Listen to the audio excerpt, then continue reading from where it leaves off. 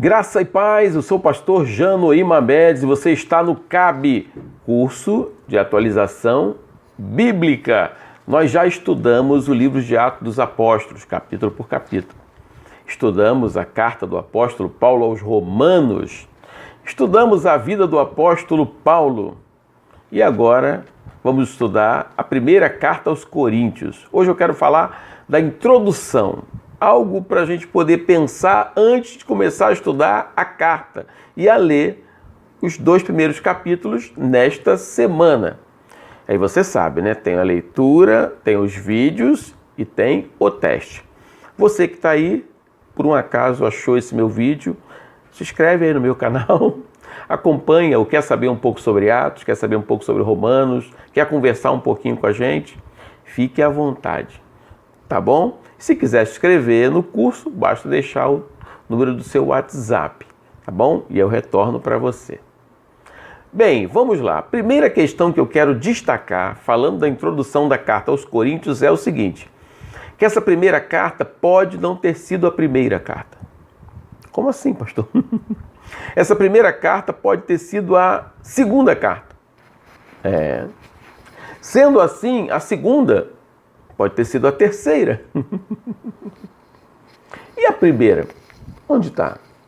Bem, o próprio apóstolo Paulo cita que escreveu uma carta, mas você só vai saber disso daqui a pouco, acompanhando o nosso estudo, tá bom? Eu não vou falar agora. Fica com a gente aí um pouquinho, tá? E daqui a pouco você vai saber sobre essa história de Paulo ter escrito uma outra carta anterior a essa primeira. Bem, a carta primeira aos Coríntios é uma carta muito interessante, eu quero falar dela, mas antes preciso falar um pouquinho da cidade. Corinto, uma cidade grega importante, cosmopolita, eu posso assim dizer, e tinha gente de tudo quanto é lugar. Quando Paulo chega lá em Atos capítulo 18, já está acontecendo isso. Mas alguns anos atrás, uns 100 e poucos anos atrás, quando Roma, lá no ano 146, toma, né, aquela região que antes era o Império Grego, e aí então eles assumem aquela região, quebram, destroem muita coisa, né? Mas fica alguma coisa ainda, alguns restos lá, mas a cidade fica adormecida. As pessoas vivem lá, mas não criam uma cidade forte, bonita, importante, apesar da localização ser muito boa. E aí começa a melhorar, começa a utilizar o porto e tudo isso. Mais tarde, no ano 44 a.C., o imperador César, então, vai lá e constrói uma cidade. Aí sim. E aí, como é que povoou essa cidade? Com soldados aposentados do exército romano, a primeira parte, escravos livres, e logo depois veio o comércio. Porque aquela área se tornou uma área muito importante para o comércio. Paulo até fala do mercado mesmo, né? Mas o comércio lá era muito forte e muitas pessoas estrangeiras viviam naquela região. Bem, então era uma cidade importante. Por que se tornou uma cidade tão importante? Circulavam muitas mercadorias lá, mercadorias da Ásia e de vários lugares. Por que essas mercadorias circulavam por lá? Por conta do porto. Então, o transporte marítimo era muito forte naquela região. Por quê? Passava por Corinto. Corinto tinha um porto importante, sim, mas ele não seria importante se não existisse lá um istmo. O istmo é uma faixa de terra pequena em relação a outros, ao continente, né? Entre um mar e outro, uma faixa de terra entre o mar. E aí, de um lado tinha um porto, poucos quilômetros depois, outro porto que dava para o outro mar. Então você teria a entrada pelo mar Egeu e você poderia também o mar Adriático.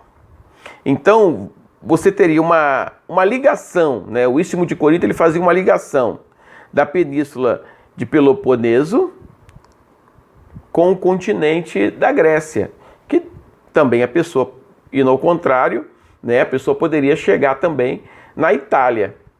Então era um caminho que você deixava de passar por uma região muito complicada. né? Então, algumas embarcações preferiam deixar ali no porto, a mercadoria era tirada e outro navio pegava do outro lado e ia. Tem histórias que até algumas embarcações elas eram arrastadas até o outro porto, por terra. E as pessoas ganhavam muito dinheiro, seja empurrando as embarcações, sejam levando as mercadorias, sejam comprando e revendendo mercadorias, acabou virando um espaço de comércio. E muitas pessoas de vários lugares foram morar lá.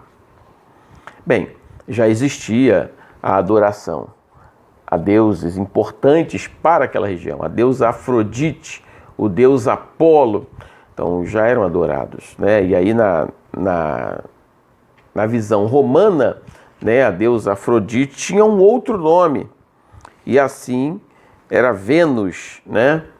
Vênus era o nome romano de Afrodite. Bem, por que tem que falar tudo isso? Por que tem que falar da importância dessa região? Por que tem que falar de tudo? Para entender como era a igreja. Quando Paulo chega lá, ele procura uma sinagoga, Atos capítulo 18. Ele encontra a sinagoga, prega nessa sinagoga. Ele encontra lá Áquila e Priscila. Esses dois, que já conheciam o evangelho, estavam lá. E também trabalhavam fazendo tendas. Possivelmente, Paulo até trabalhou nesse porto fazendo tendas para até guardar mercadorias e tudo mais. Pode ter sido. Mas a questão é que Paulo encontrou essa amizade, esses irmãos em Cristo que tinham saído de Roma por conta do decreto do imperador Cláudio, que tinha expulsado os judeus de Roma. Bem, uma história longa, mas para você ter uma ideia, os judeus foram para aquele lugar. E aí Paulo prega. Paulo tem muitos problemas lá. Paulo pensa em sair, mas Deus fala assim, olha, ainda tenho muita gente nessa cidade. E tinha mesmo. Muita gente. Crispo se converte, o líder da sinagoga. Outras pessoas que estão em volta começam a se converter. E Paulo planta essa igreja. Você já ouviu isso quando nós falamos em Atos. Então, vou ficar por aqui. A nossa ideia é só uma introdução para você estudar Corinto. Então, nesse meio tempo, Paulo está ali envolvido com a obra. 1 ano e 6 meses. 18 meses Paulo ficou lá. 18 meses, 1 ano e 6 meses. Paulo fica naquela região, prega a palavra, conclui a igreja e Paulo continua a obra. A cidade abrigava gregos, romanos, sírios, asiáticos, egípcios, judeus. Olha que mistura. Lá estava o templo de Afrodite, a deusa do amor. Você já ouviu falar do termo corintizar? Então, esse termo era utilizado para falar do excesso que tinha naquela cidade, da libertinagem que tinha naquela cidade, da prostituição que tinha naquela cidade. Não se fala só questão com respeito à mistura, mas era uma cidade promíscua. Essa era a realidade. A igreja também era uma mistura. Isso não quer dizer que seja algo ruim, mas uma mistura social e uma mistura racial. Incluía escravos, poucos nobres, mas pessoas de famílias nobres. Paulo cita até o tesoureiro da cidade, Erasto. Ele é citado em Romanos capítulo 16, versículo 23. Então você que está acompanhando essa história, verifica como era a igreja. Paulo começa essa igreja por volta do ano 49 até o 51, mais ou menos essa data. Era um local próspero por conta da questão financeira, mas tinha imoralidade, prostituição. Eram pessoas que gostavam de filosofar, de alguma forma se julgavam inteligentes. Um grande desafio, fundar uma igreja naquele lugar. Quando você for ler a carta aos Coríntios, que você vai começar hoje ou amanhã, você precisa entender que Paulo usa contrastes para poder explicar melhor algumas coisas. Ele faz perguntas, ele usa retóricas, lógicas, ele utiliza outros métodos para fazer a sua argumentação. Ele vem falando do problema e depois ele fala da solução. A questão que naquele lugar, naquela igreja, até a ceia do Senhor entrou em discórdia. Ó, tu vê. Eu quero fazer uma pergunta a você. Se você é crente de alguma igreja evangélica ou católica, sua igreja tem problema? Ou tem problemas? A igreja de Corinto tinha vários. A igreja de Corinto tinha muitos problemas. Olha, Paulo cita diversos problemas. Pra você ter uma ideia, tinha um caso do camarada, talvez até fosse líder, que ele resolveu namorar a própria madrasta.